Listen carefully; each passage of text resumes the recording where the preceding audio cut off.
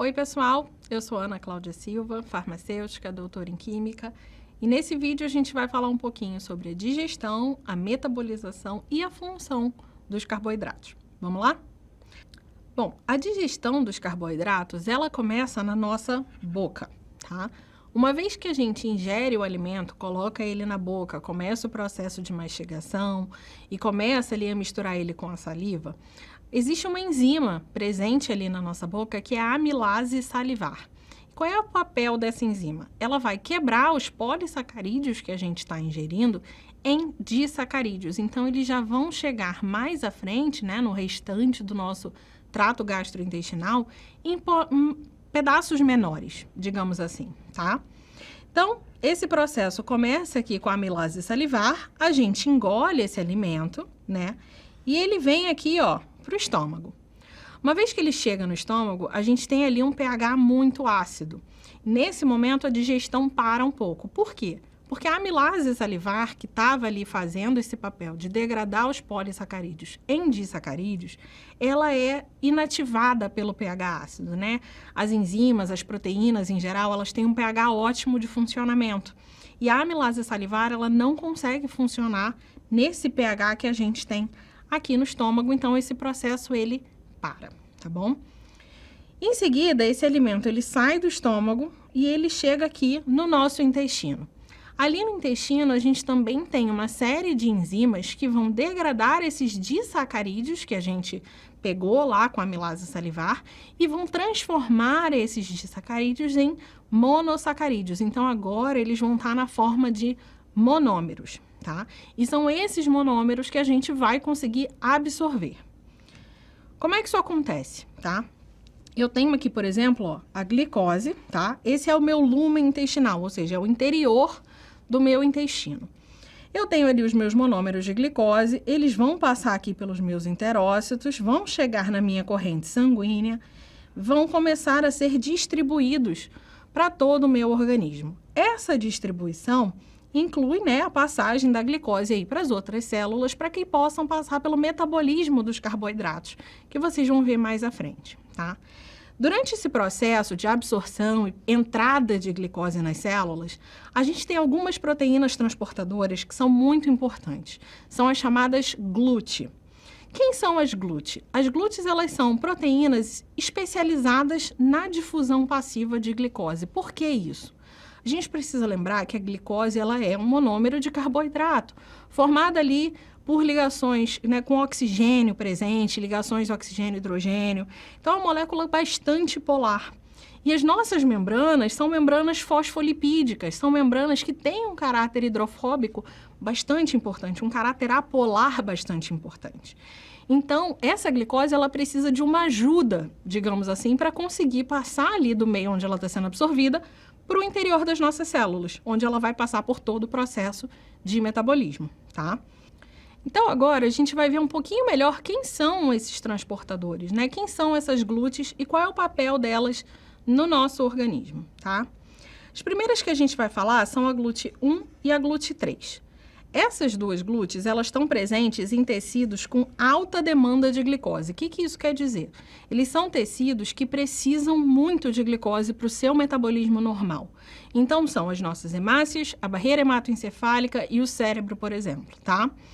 Essas GLUTs, elas têm uma característica que é alta afinidade pela glicose. Por que isso é importante? Porque a alta afinidade pela glicose quer dizer que mesmo quando eu tenho pouca quantidade de glicose, uma baixa concentração de glicose no meu sangue, ainda assim, essas GLUTs vão conseguir captar essa glicose e jogar para o interior das células, tá? E isso, quando eu tenho tecidos ali que são muito dependentes da glicose, é extremamente importante, porque isso garante que eu vou ter glicose entrando nessas células o tempo inteiro, tá? O segundo tipo de GLUT que a gente tem é uma GLUT que a gente chama de GLUT2. Existem 5, tá? Eu vou falar aqui dessas 5 principais. A GLUT2, ela é encontrada no fígado, nas células beta do pâncreas, que vocês devem lembrar, são as células responsáveis pelas liberações dos hormônios, né, da insulina e do glucagon, no intestino delgado e nos rins. E aí, por que essas glúteos são importantes? Diferente da 1 e da 3, essas glúteos têm baixa afinidade pela glicose, ou seja, a GLUT2, ela só vai conseguir captar a glicose do sangue quando eu estou no momento de muita alta concentração de glicose. Isso quer dizer que essa glicose ela só vai ser captada por essas glúteos quando eu estou ali no meu estado alimentado, né? Eu acabei de fazer a digestão, eu estou com muita glicose circulante, e aí a GLUT2 ela vai ser capaz também de aproveitar essa glicose que está disponível, tá? Então, é por isso que ela fica nesses tecidos, que são tecidos chaves ali para a gente controlar a liberação hormonal, para a gente ter o metabolismo da glicose acontecendo. A GLUT4, ela está presente, ó, no músculo esquelético, músculo cardíaco e no tecido adiposo. Por quê? Essa GLUT, ela é uma GLUT dependente de insulina. Então, ela também vai acabar funcionando quando eu tenho ali uma alta de glicose no sangue, porque é nesse momento que eu vou ter a insulina sendo liberada no meu organismo.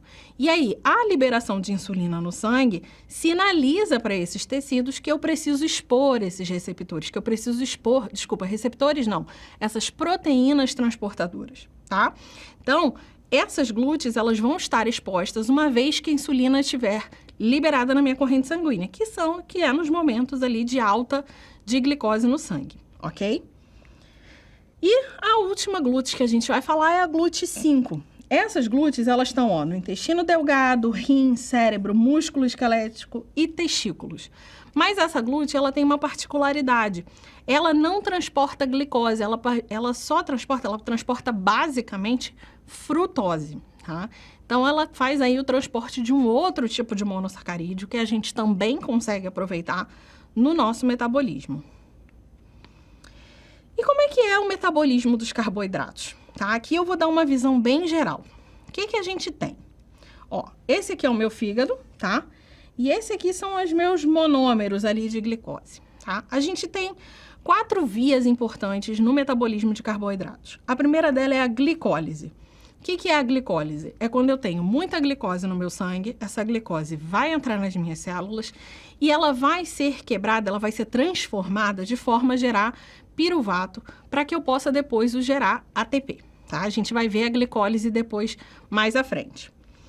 Uma outra tipo de via que eu tenho é a glicogênese. O que é a glicogênese? Ela também vai estar ativada aqui, ó. Neste momento, eu vou ter muita glicose disponível e aí essa glicose, parte vai ser aproveitada para gerar ali energia naquele momento e o que sobra, digamos assim, porque eu tô com excesso, vai ser armazenado na forma de glicogênio, tá? O glicogênio, ele é armazenado principalmente aqui no meu fígado. Também tem uma pequena quantidade de glicogênio nos meus músculos esqueléticos, tá? Mas a principal fonte de glicogênio, de armazenamento do glicogênio no nosso organismo, é o fígado. A terceira via que a gente tem é a glicogenólise. O que é a glicogenólise? É quando eu pego o glicogênio, que eu acabei de armazenar aqui no meu fígado, e aí no momento que eu tenho uma baixa quantidade de glicose, ou seja, eu já estou muitas horas, por exemplo, sem comer, eu preciso manter a glicose no meu sangue, né? E aí o que eu faço? Eu pego esse glicogênio e eu degrado ele, eu quebro ele para que eu possa liberar os meus monômeros de glicose na corrente sanguínea. Isso é a via chamada de glicogenólise, tá? E a última é a gliconeogênese. O que é a gliconeogênese? Muitos dos nossos tecidos precisam da glicose como fonte de energia. Esse é o caso, por exemplo, do cérebro, tá? E a gente precisa manter uma taxa mínima ali, uma concentração mínima de glicose no nosso sangue, mesmo quando a gente está há muito tempo sem se alimentar. A gliconeogênese, ela entra para suprir esses momentos. Ela é a formação de glicose a partir de outras substâncias que não os carboidratos. Então, aqui eu posso fazer degradação de aminoácidos, de gorduras, de outros componentes para gerar substrato que vão entrar ali no metabolismo e suprir essa demanda de glicose no nosso organismo. E qual é a função dos carboidratos? O clássico é o fornecimento de energia, né? Os próprios monossacarídeos vão ser ali degradados e vão gerar ATP. Podem também formar esses polissacarídeos que vão ficar no armazenamento de energia para necessidades posteriores. vão participar de elementos estruturais. Então, quando a gente pensa na celulose, né, na parede celular ali das plantas, também de micro-organismos, muitas vezes, a gente tem ali uma característica super importante da presença de carboidratos como elemento estrutural desses organismos. Proteção, sinalização, lubrificação e adesão celular. Esse aqui pode ser um pouquinho mais difícil da gente visualizar, mas o que acontece? Os carboidratos, muitas vezes, eles não existem só como monossacarídeos. Eles podem se ligar a outros compostos, a outras biomoléculas. Então, eu posso ter, por exemplo, glicoproteínas, né? E aí, essas glicoproteínas, elas podem ter um papel ali na minha membrana de receptor. Então, elas podem funcionar ali para fazer a sinalização, né, para outras células. Eu posso ter... No caso da lubrificação, eu tenho as glicosaminoglicanas, eu tenho também uma série de glicoproteínas que estão ali presentes nas minhas articulações, que vão puxar água para essas articulações. E aí, o que isso faz? Conforme eu puxo água, eu ajudo a absorver o impacto que as minhas articulações sofrem, tá? Então, esse papel de lubrificação também vem daí. A adesão celular, a mesma coisa, aquela mesma ideia da sinalização que a gente falou.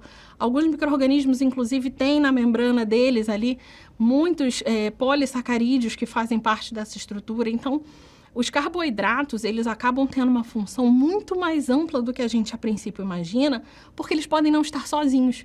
Eles podem estar ali acompanhando outras biomoléculas e criando, né, características novas e dando uma função diferente daquilo que a gente está acostumado a ver e a falar quando a gente pensa nos carboidratos.